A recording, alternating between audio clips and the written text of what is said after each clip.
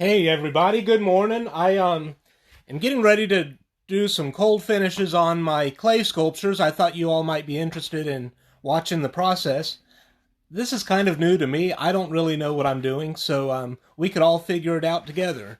I'm going to leave this on for just a minute or two to let anybody log on if this is something they're interested in watching. I know a lot of you are probably having lunch, so if you need a little lunch company, this might be fun.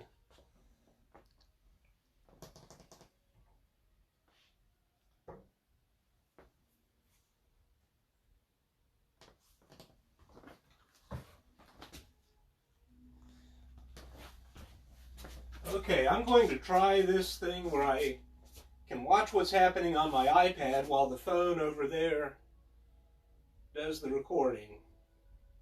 The last time I did this, it worked pretty well. Okay, yeah, I can see I'm here. Uh, and I see some friends are watching, so I'll show you what I'm going to do today. So you might have seen in a previous post, I've been working on some clay sculptures, and instead of using a traditional glaze, I'd like to use paint to decorate the surface of the sculpture. In ceramics, I think they call it cold finish. And the idea I had is I'd kind of like a painting, like this painting, that's 3D that you could touch and hold. So I'm going to go for that look and use some of the painting techniques I do for my 2D flat paintings on this 3D object. So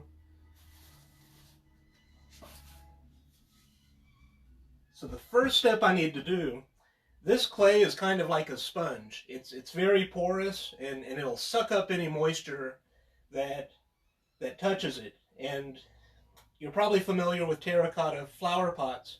One of the advantages of those pots, I think, I'm not a real good gardener, but the way I understand, those pots pull moisture out of the soil and give a good drainage, and terracotta pots make a great flower pot, but I'd like this to be able to hold paint. So what I'm going to do is do a base coat of just a black acrylic paint, and hopefully that will seal the surface of this sculpture.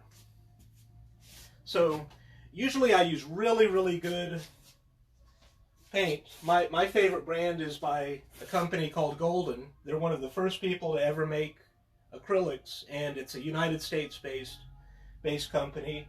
But the paint is pretty expensive. This tube cost, I want to say, 3 or 4 times what this jar of just plain acrylic craft paint cost. So for the very base layer, all I want to do is just seal that surface. It's all going to be covered. So I don't mind using a lesser quality craft paint for the base layer. So to do that, I'm going to grab my rusty trusty chair. This is one of my favorite pieces of furniture. It's just real simple engineering, and I don't know, you could carry it anywhere if you're away from home, and I like it in my studio. It's just the right height. All right. Hi, Sue Ellen Gorman. It was really nice seeing you yesterday from a distance.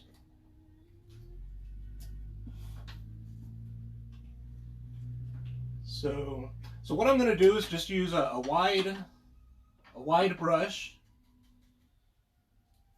and I'm going to cover the whole surface with black acrylic paint. And this clay is like a sponge, so it just sucks that paint up. And I want to be sure to get paint in all of the surfaces. And what will happen, this is kind of like a base coat, so that I could build. The next coat of paint won't have as much porosity. It's kind of like priming your canvas when you paint. Canvas will suck up the paint, and I'm just going to paint this. Well, hi Connie. Hi Molly. Well, the whole gang's here. I was feeling kind of lonely earlier today, thinking about social distancing and how different my life's become. And it's kind of nice to hang out with friends and make art, even if it's just through Facebook Live.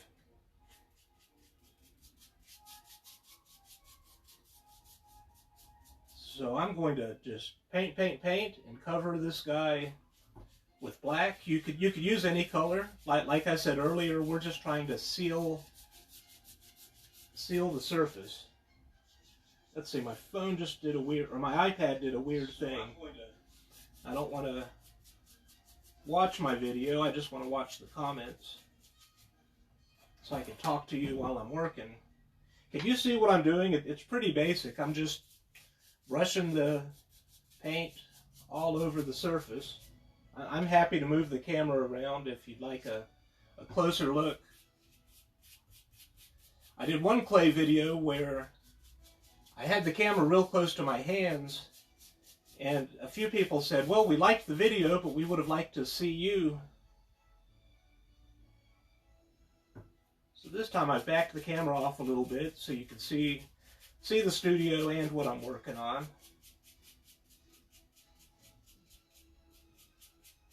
Well, hey, there's my mom. Hey, Mom. I was just talking about Dad and how some of his feedback on my clay video was not being able to see the artist. I always think the art's more interesting, but I guess it is nice to see a human face that's behind the work.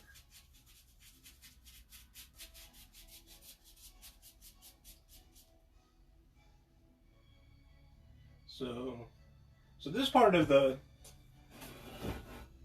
process, you really don't need to be a good painter or have a lot of fine art painting skills. I'm just covering this sculpture like you would a wall. And I intentionally built this sculpture with a lot of texture, and I want to use that brush to push the paint down into the texture of the sculpture.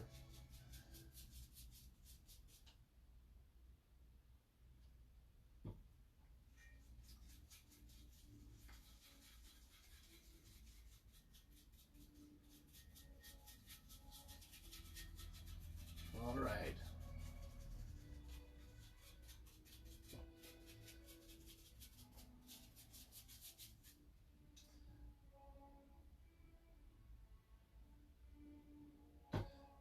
So, I'm not sure how interesting this is to watch somebody paint a flat surface. I just got paint on my pants. So, that's good. I hate to have clothes that don't show I'm an artist. So that's good. You know what, Dad? The bull was missing its head a little earlier. This is a different sculpture, and I've got some bad news about the bull, which was the big sculpture that lost its head. When I took it to my kiln, the bull was too big to fit in my kiln. It was the tallest thing I've ever built, and so we've got a really good community art center just a few blocks from my house, and they have a bigger kiln than I do. So I took my sculpture to the community art center's pottery studio, and unfortunately, while I was moving it, I had it covered with bubble wrap and cushioning, and did everything I could to protect it, but the sculpture was almost 20 pounds. It was really heavy, and it's really fragile, and it broke in transit. So this little goat is now my biggest sculpture. Hey, Carol. I'm looking out, my mom and Sue Ellen are talking about, saying nice things about me and each other, and I'm kind of surprised they haven't met in person, because they're both like family to me, which kind of makes them related somehow. That's kind of a cool thing about the social distancing. Yeah, it's a sad story, Molly, but you know, you're a potter. You know that I'd say 50%, 60% of pottery is sad stories and disappointments, and that's just part of the ceramic experience. But I learned a lot building that clay sculpture, and I'm going to reconstitute the clay. I could still use the clay.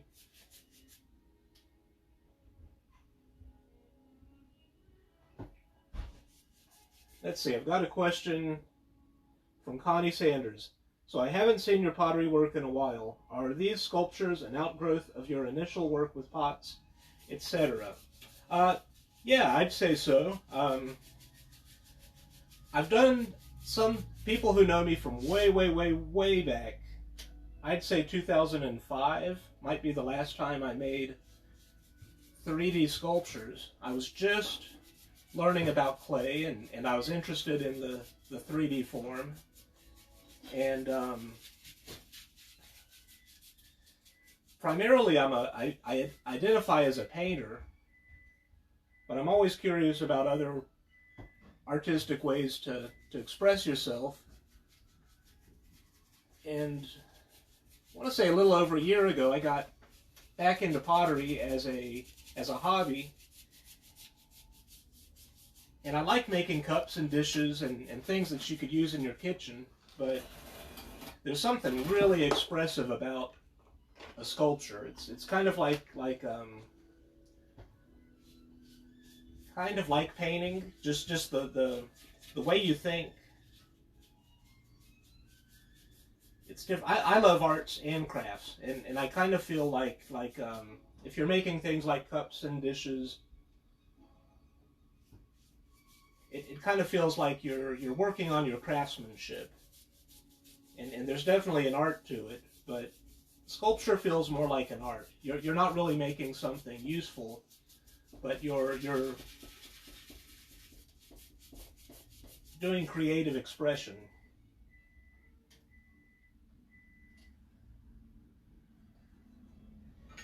Yeah, Molly, I could make it bigger and better, but what I think I'm going to do is measure my kiln before I do another sculpture, and then try to stay within that size so that I don't have to move a piece of greenware from my studio to another place and risk damaging it. All right, so I've been putting a base coat under glaze on this goat sculpture,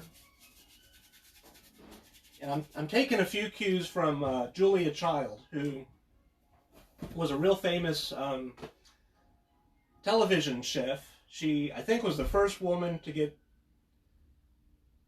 there's some in the chef world, there's something about the cordon bleu, that's a real famous school, and I want to say they wouldn't give women a degree from there until she came along, and she was a really neat person. I've just learned about Julia Child, but on her TV show, when she'd bake things, she would show one step, and then she'd have the next step already ready, so that you don't have to wait for 20 minutes for a cake to bake or whatever. So I'm going to move this goat out of the way. You get the idea of just color it with one color of acrylic to seal your sculpture. I'm going to put this away and get a sculpture that already has its base coat. Okay, so I've got one of my little birds that already has the base coat. This is completely dry and it's covered with acrylic. So the next technique I'm going to do is called dry brushing. I want to put this paint away so I don't spill any more on me.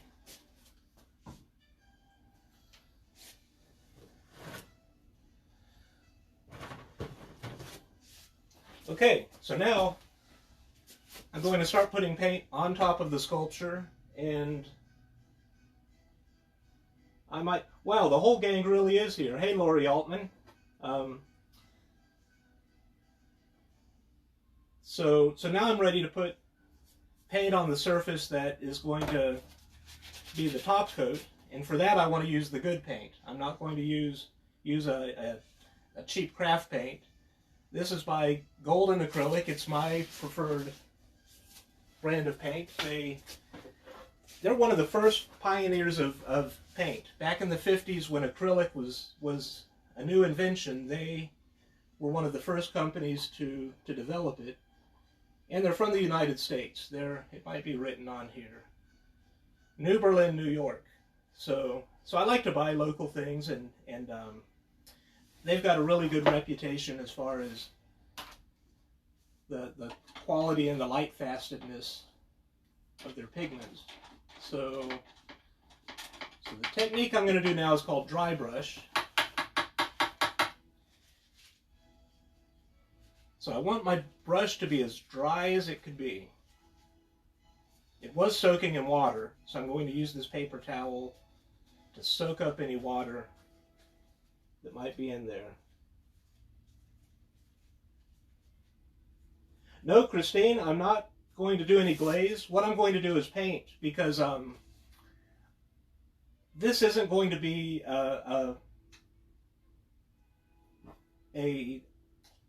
it's not going to come in contact with food, so the ceramic coating isn't critical like if I were making mugs or plates. And I'm a painter, so for me this is like having a 3D canvas that I could paint. And I don't know if you just logged in, but I just put a base coat on an earlier sculpture, and now I'm going to dry brush the exterior. And you know what? I just put white paint out, but the more I look at this, I think it might be a cool robin. There's a lot of robins here in Kentucky with the red breast and sort of a gray feathers.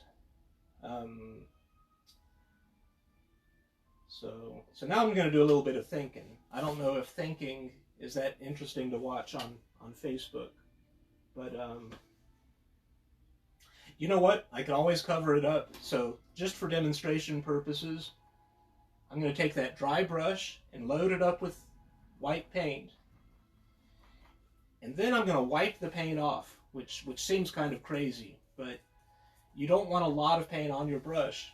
And then I'm going to brush it over the surface real lightly.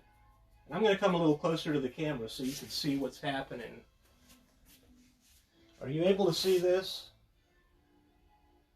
I'm working a little bit blind. I can't tell what you see, but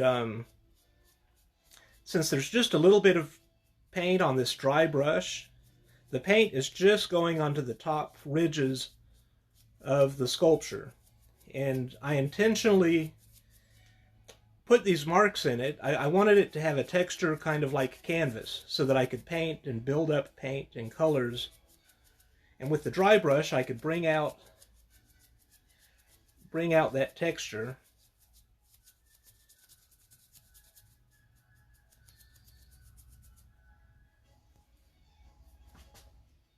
Can you see? I can't tell if you can see or not.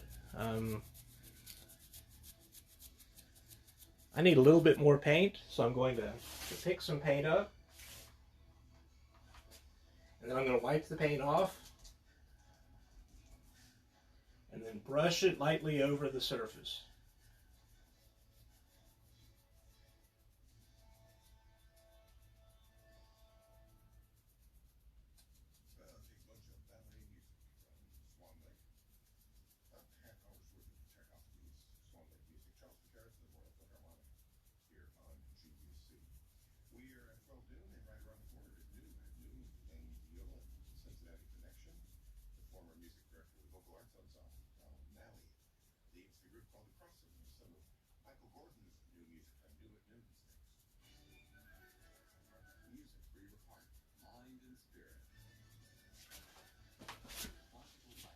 Okay. Okay, it looks like everybody could see. Yeah, I'm putting paint on the brush and then I'm wiping it off.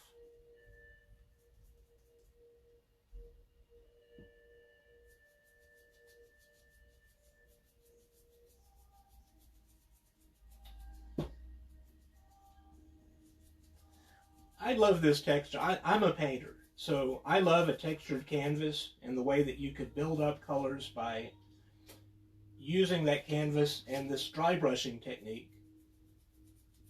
So being able to do this on a three-dimensional object is pretty neat. It's kind of like a painting that you could hold and, I don't know, experience in the real world.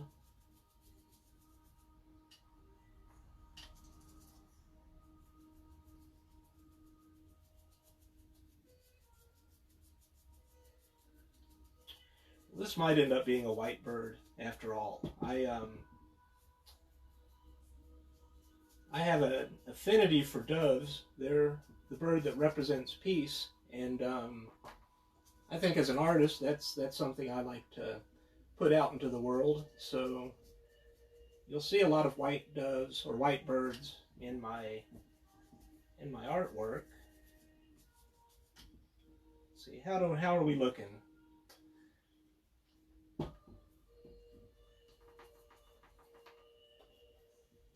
Wipe it off.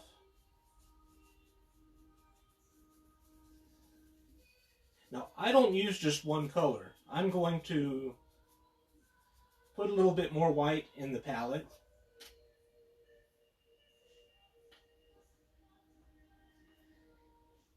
And just like I would with the painting, I'd like to build up a rainbow of colors. Even if this is a white bird, I'd like lots of different colors to be represented in it. So I'm going to add a little bit of this transparent iron oxide to the white. And I'll do some dry brushing with the yellow iron oxide.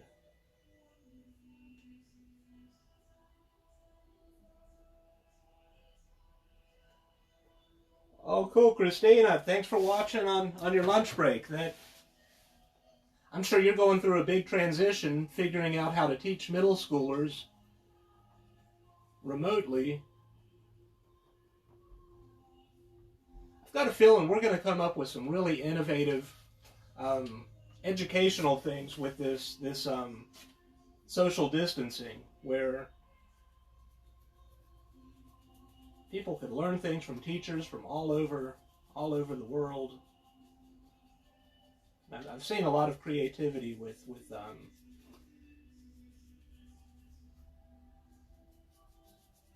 teachers.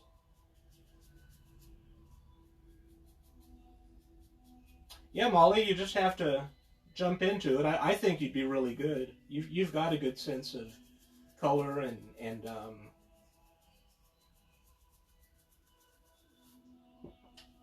you know, trying anything for the first time is kind of awkward, and then the more you learn. So I'm not covering everything with the yellow. I'm probably going to come back with a different color, maybe a little bit of red or some green, but I'd like a sort of rainbow of colors in this white.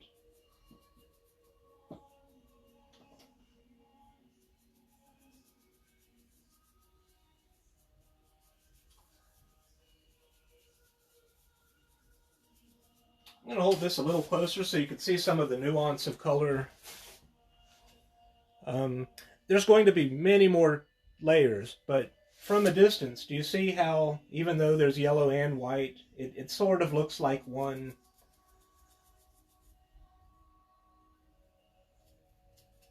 solid color?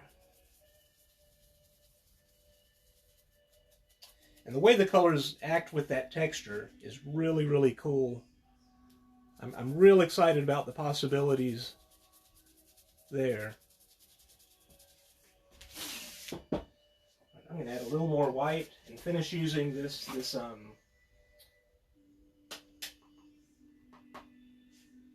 color, and then I've got a third sculpture. I'll do a little time shift and jump to the next step.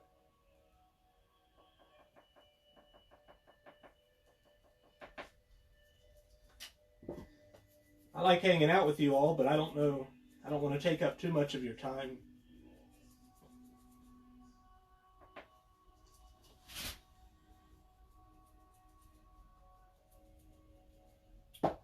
Suppose if you're like me, you've got a lot more time to be at home and look at the internet than you used to.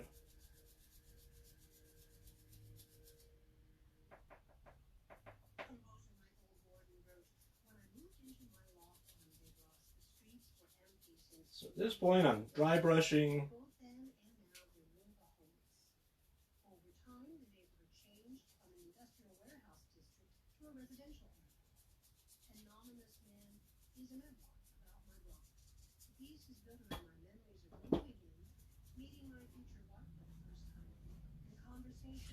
I'll spend hours doing this. I really enjoy painting, and I'll just build layers and layers and layers up until it looks exactly the way I want it to look. So I'm not going to keep you.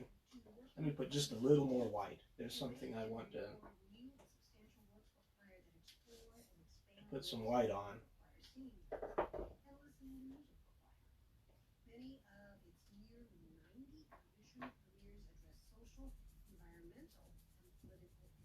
If I work fast enough, when the paint's still wet, you could blend some of those different colors together, which can give you some neat effects.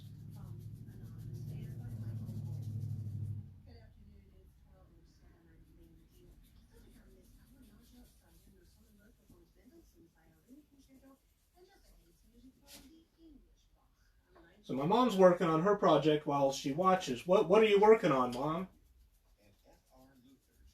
You're kind of like me. You're one of those people that have a lot of different talents. You seem to be working on 3 or 4 things at once.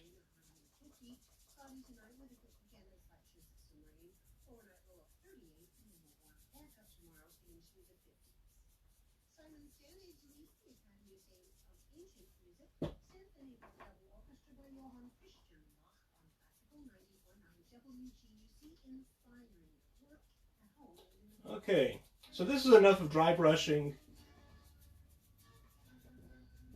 For now, I'm going to hold the bird just a little closer so you can see the development at this stage.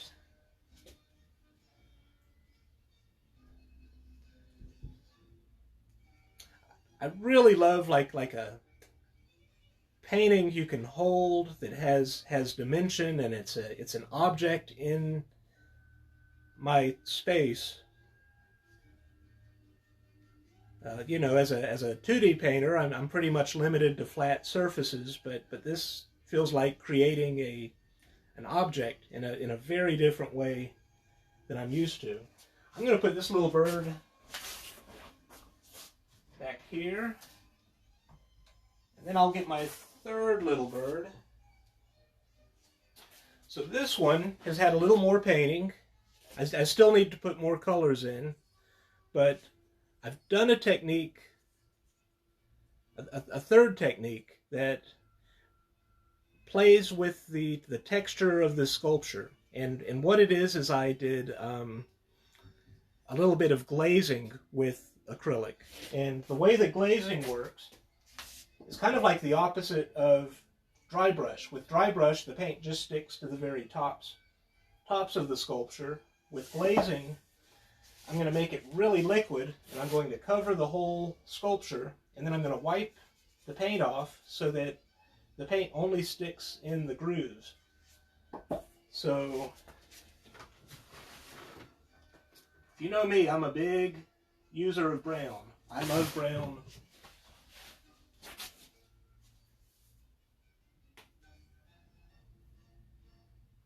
So it doesn't take a lot of paint. I'm going to just put a little dab of brown out. And then I'm going to use this glazing liquid by Golden. And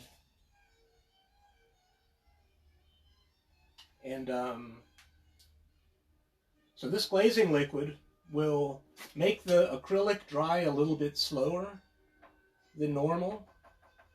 And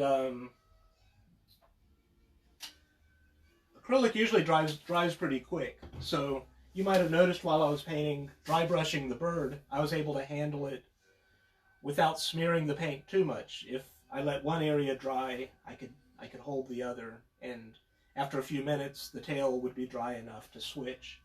With glazing, this paint will stay wet for many minutes, so that gives me an opportunity to coat the sculpture with the brown and then still have time to wipe it off.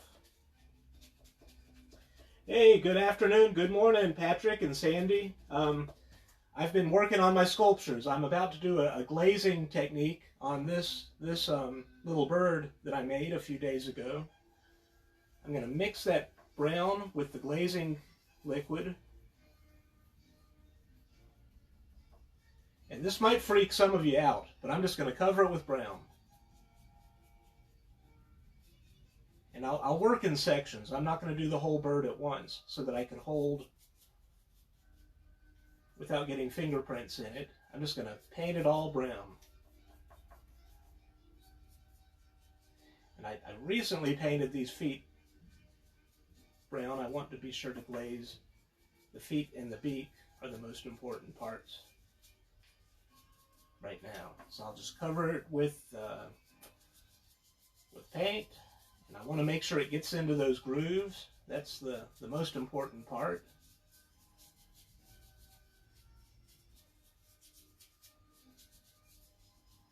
Alright, that looks pretty good. So now I want to wipe this paint away. And I could use a paper towel. With this texture, sometimes the paper towel gets caught up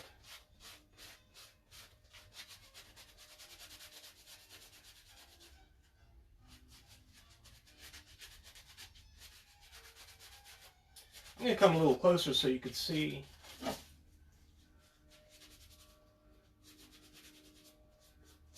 See what's happening.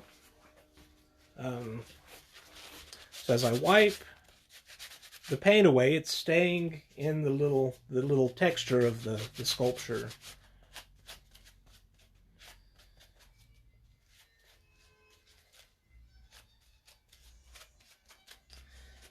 Now, sometimes the paper towel doesn't work very well. I'll use a piece of a sponge, and the sponge really absorbs, so I don't want to push hard, but I'll just sort of pat and pull the paint off of the surface.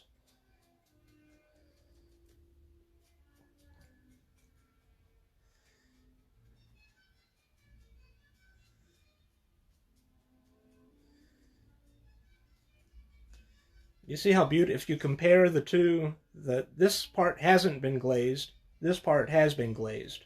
You see how the texture's brought out a little more, and the colors are a little bit warmer from having a thin little bit of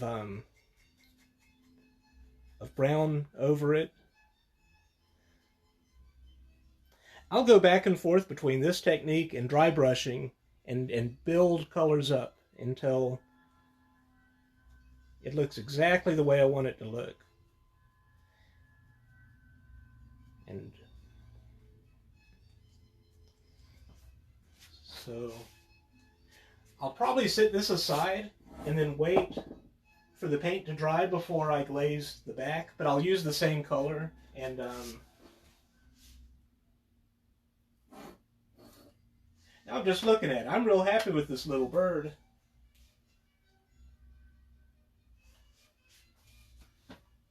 Okay, I've got a little bit of paint left. Maybe I'll add a little more glazing liquid. I'm going to see if this is dry enough to try a little glazing on the bird I used earlier.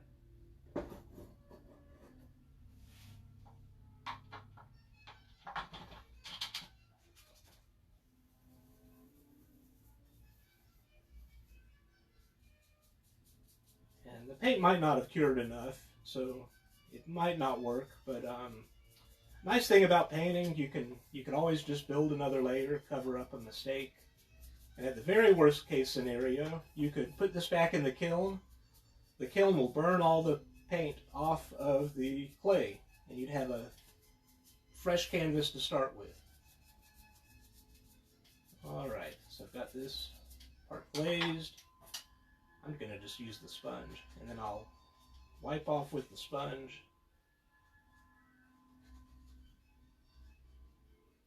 And lightly, I don't want to push so hard that I pull the clay out of the grooves.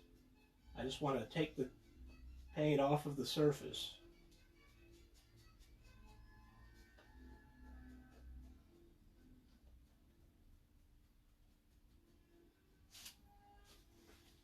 Alright, so here is the glazed part and the unglazed part. Maybe you can see it better from the back.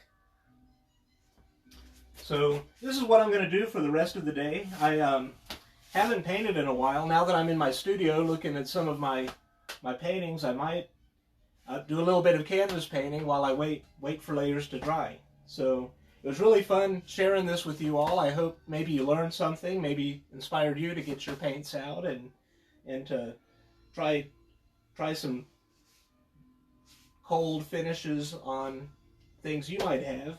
I'm going to look and see if anybody has a question. Oh, Sandy's got a new grandbaby coming. Wow, in 7 weeks. That's so exciting. And her name's Josie Wren. Well, she's got to have a little bird. That'd be so cute. I'm going to have to look up what a wren looks like. I want to say they're the little brown birds that... All right, I've got a picture in my head. All right, it looks like nobody has a question, but a lot of you have to go, so I'm going to go too. Hope you're all doing well, and I'll check in with you later. Take care. And finish.